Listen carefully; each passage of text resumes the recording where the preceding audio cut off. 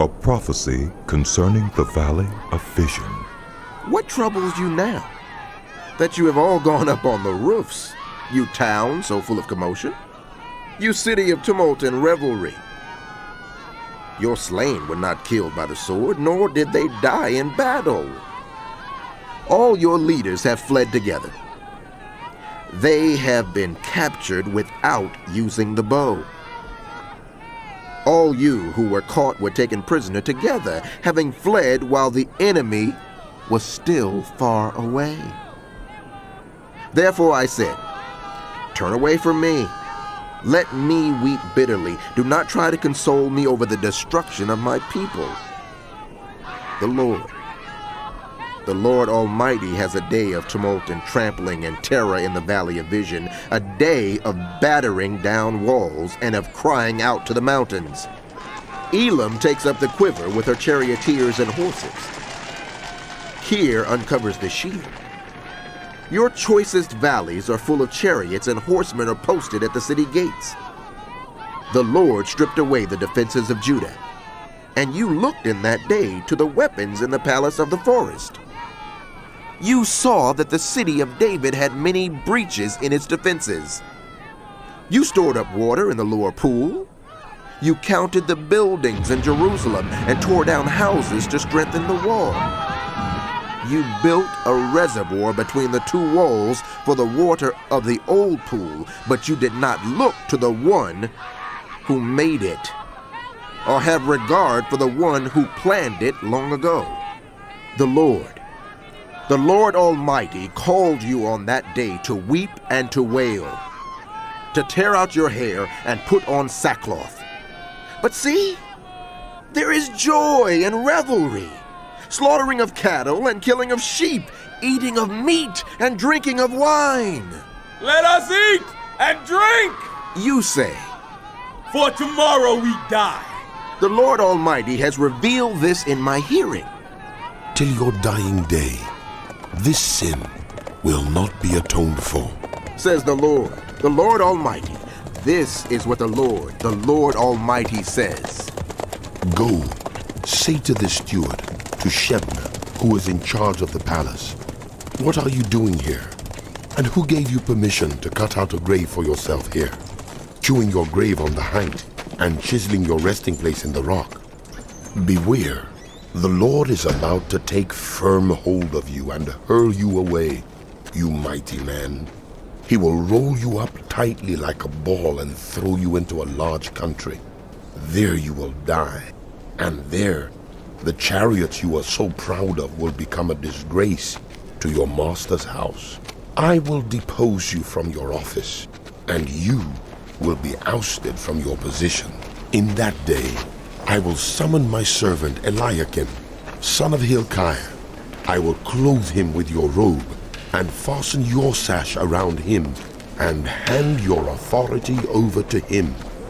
He will be a father to those who live in Jerusalem, and to the house of Judah. I will place on his shoulder the key to the house of David. What he opens, no one can shut, and what he shuts, no one can open. I will drive him like a peg into a firm place. He will become a seat of honor for the house of his father. All the glory of his family will hang on him, its offspring and offshoots, all its lesser vessels, from the bowls to all the jars. In that day, declares the Lord Almighty, the peg driven into the firm place will give way.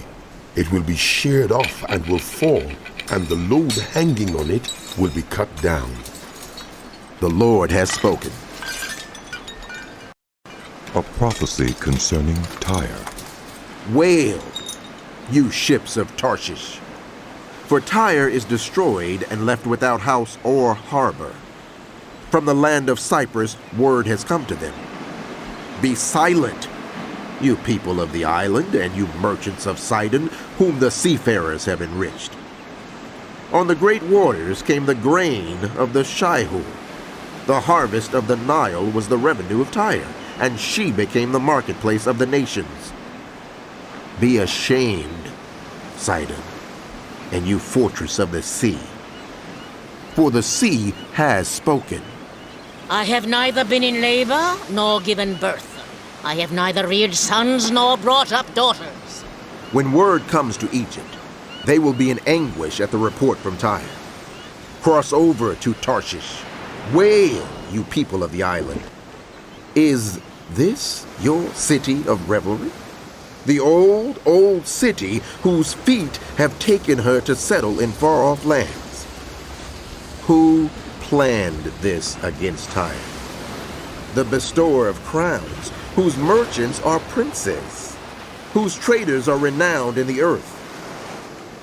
The Lord Almighty planned it, to bring down her pride in all her splendor, and to humble all who are renowned on the earth.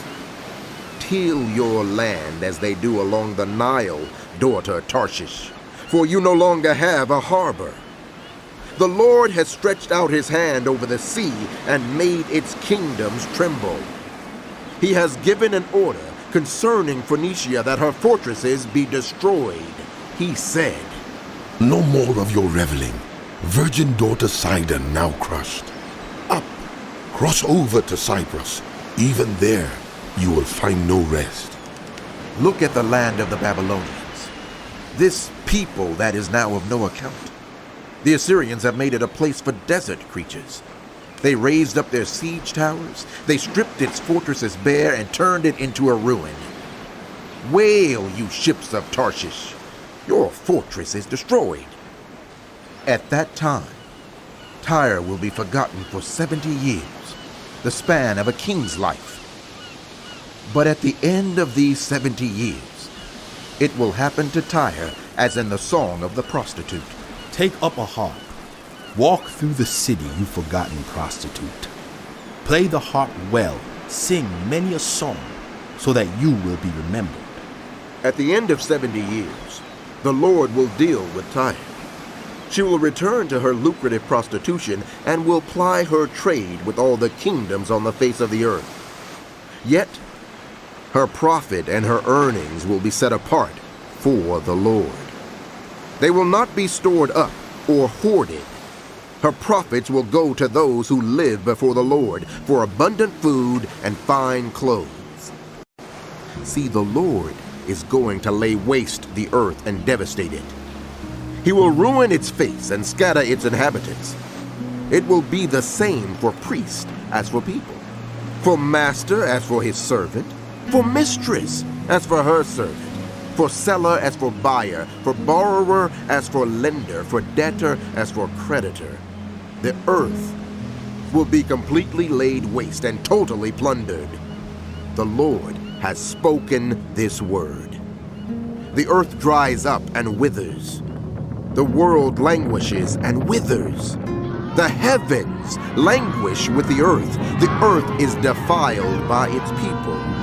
They have disobeyed the laws, violated the statutes, and broken the everlasting covenant. Therefore, a curse consumes the earth. Its people must bear their guilt. Therefore, earth's inhabitants are burned up, and very few are left. The new wine dries up, and the vine withers. All the merrymakers groan. The gaiety of the timbrels is stilled. The noise of the revelers has stopped. The joyful harp is silent. No longer do they drink wine with a song. The beer is bitter to its drinkers. The ruined city lies desolate. The entrance to every house is barred. In the streets, they cry out for wine. All joy turns to gloom. All gaiety is banished from the earth. The city is left in ruins. Its gate is battered to pieces. So will it be on the earth and among the nations as when an olive tree is beaten, or as when gleanings are left after the grape harvest. They raise their voices. They shout for joy from the west. They acclaim the Lord's majesty. Therefore, in the east give glory to the Lord. Exalt the name of the Lord, the God of Israel in the islands of the sea. From the ends of the earth we hear singing. Glory to the righteous one. But I said, I waste away. I waste away. Woe to me. The treacherous betray. With treachery, the treacherous betray. Terror and pit and snare await you, people of the earth. Whoever flees at the sound of terror will fall into a pit. Whoever climbs out of the pit will be caught in a snare. The floodgates of the heavens are opened. The foundations of the earth shake. The earth is broken up. The earth is split asunder. The earth is violently shaken. The earth reels like a drunkard. It sways like a hut in the wind. So heavy upon it is the guilt of its rebellion that it falls, never to rise again. In that day, the Lord will punish the powers in the heavens above and the kings on the earth below. They will be herded together like prisoners bound in a dungeon. They will be shut up in prison and be punished after many days. The moon will be dismayed, the sun ashamed, for the Lord Almighty will reign on Mount Zion and in Jerusalem and before its elders with great glory.